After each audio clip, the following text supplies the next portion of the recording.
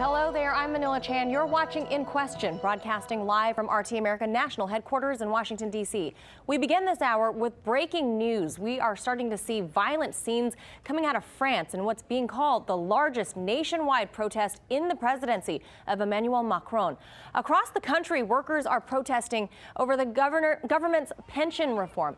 In areas of Paris, we saw demonstrators clashing with police, multiple fires have been set, and tear gas was apparently fired. RT's Charlotte Dubenskij is on the ground and filed this report. Tensions on the streets here in Paris as this nationwide strike has turned into chaos. Some 250 protests taking part across the country with many transport networks completely paralyzed. As you might get a sense from behind me, there have been clashes between the police and the protesters, with that tear gas now raining down in the city, the capital of the country. I can taste the tear gas in the air, and you might be able to hear the people shouting, "Oh, everyone hates the police."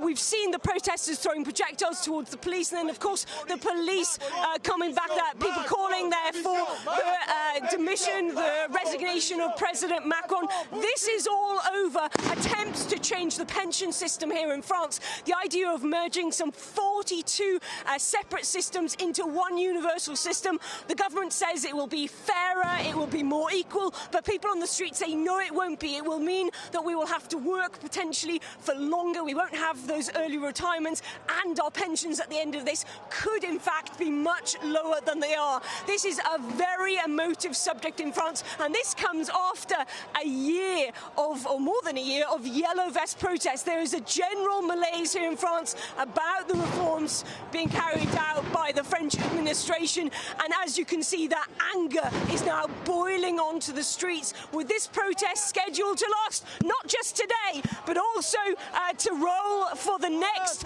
few weeks. If it does, if it brings France to a standstill over several weeks, it will match those protests back in 1995, which brought the country to a standstill. That was in fact the last time a French government tried to make such big changes to the pension system. People angry on the streets, and what could have been a peaceful protest has turned yet again into a big clash between the police and the protesters. Charlotte Dubenskij for RT America in Paris. Hey YouTube, thanks for checking out our channel. We hope you enjoyed the video. We have tons of content for you just like this. For more of RT America's one-of-a-kind news and analysis, be sure to subscribe and never stop questioning more.